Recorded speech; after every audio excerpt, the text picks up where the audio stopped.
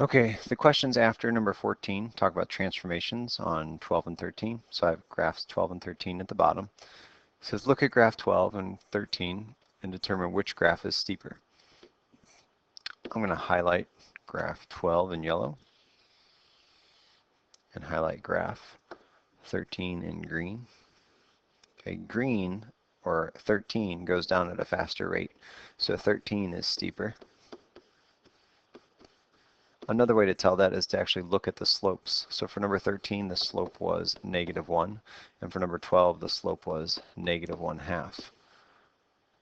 -1 has an absolute value larger than -1/2, or when we compare it to 0,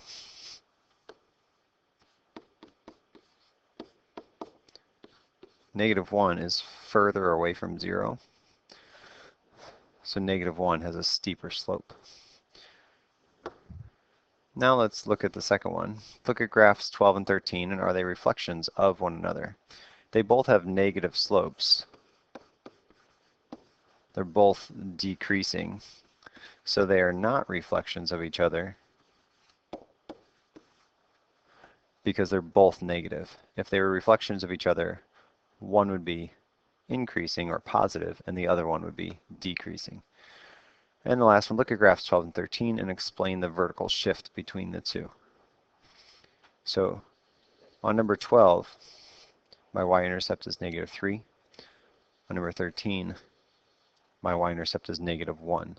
So the y-intercept moved up 2 spots. Actually, every point moved up 2 spots. And then there was also a steepness change, and so things got moved around. But the vertical shift is up 2 to go from 12 to 13.